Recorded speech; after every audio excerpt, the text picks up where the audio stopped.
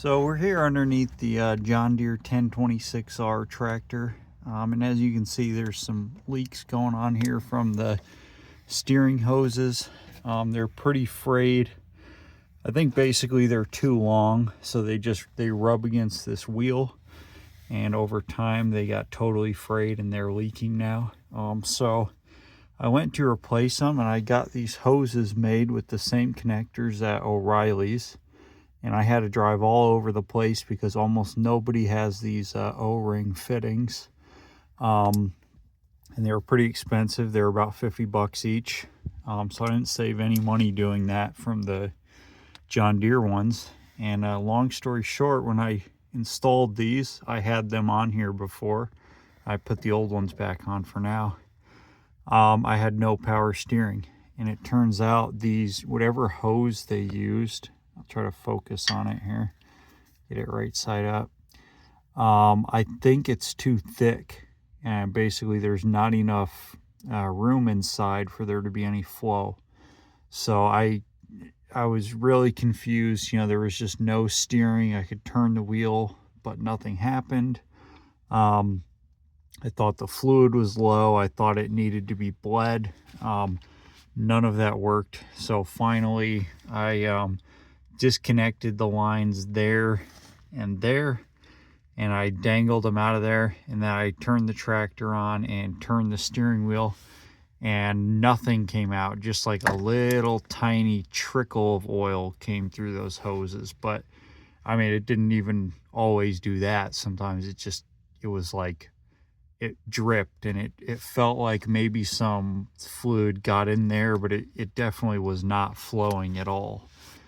So whatever happened here, basically I would not mess with any sort of aftermarket or custom hoses for these power steering lines. I think they must be, you know, either they're particularly thin or whatever. Maybe you could find, maybe there's a store that makes them with the right type of hose. Maybe you could ask for some thinner wall hose, but I wouldn't even mess with it. I would just order them. From what I can see, they don't really stock these, so just order them from the John Deere website. They have them, and I'll have the product number in the description. And that product number, it's for the left and the right. They're both the same hose as far as I can tell. And it's for 1026R, 1025R, 1023E, probably other ones too, you know, who knows. But yeah, don't mess around with aftermarket hoses for these. Don't make the same mistake I did, and don't sit there trying to bleed it or troubleshoot why your power steering is not coming on, because from what I could tell, once I plugged the original ones back on, and you know, they're leaking so bad they're totally useless at this point. But once I put these back on, the power steering came back in like 5 seconds. So the bleeding, I don't think that's a thing. If you're sitting there trying to bleed your power steering on these tractors, you have another problem. That's, from what I can tell, that's not it. Now, I did have like the reservoir cap off, so maybe that helped. Maybe you should do that. That makes sense to me. But yeah, I don't think these really need to be bled hardly at all. It just comes right back from what I can tell. So yeah, and that just some general tips for the job. So you're going to need 3 wrenches to do this. To do these hoses, you're going to need either a 17 mil or an 11/16. They both work. You're going to need 2 of those, because these fittings up here, it's 17 or 11/16 on both of these, and you need to hold this one and then loosen off this one. Do not try to just crank on one of them. You gotta hold this one, and I would hold this one and then turn this one, because this one turns freely due to the connector there.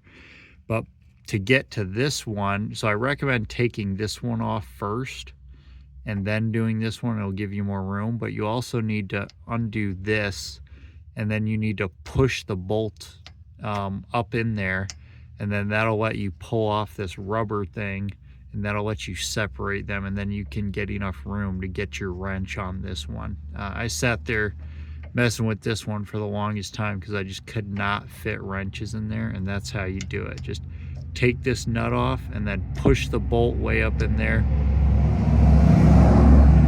pull this rubber off, and then separate the lines, and then you can get to these connectors real easy. And remember, these are going to be 17 mils or 11/16. That's on both of them. And then on the actual like steering unit, it's going to be a 15. You hold it right here, and then you turn this with that same 17 or 11/16, and then that'll be perfect. It's super easy. Once you do that, I can get these on and off in 5 minutes now after having done it 3 times. So don't sit there and struggle with it. Just do it the right way and use the right hoses. Okay, another quick little tip. The O-rings in all these fittings, you can see like this one in the hose they made me. These are all the exact same O-ring for every single fitting in here, every line, every connector. So when you do this, it would probably be a very good idea to check those O-rings when you do it, because there'll still be O-rings in these ones. You'll get new ones with the hoses, but in these connectors, it'll still be the old ones. So I would probably you can either order new ones from Deere or wherever you can get them. They're kind of expensive, but they're all the same, so it's just one part. You can order a bunch of them. But I would probably take the ones out of these hoses once I took them off, just to have spares. Because then if you come back here and you notice, say it's leaking from here later on, you can take that O-ring from your old hose and swap it out there, and maybe that'll work. Maybe that'll get you by. Maybe that O-ring is still good from that hose, but yeah, you're gonna want to keep those on hand.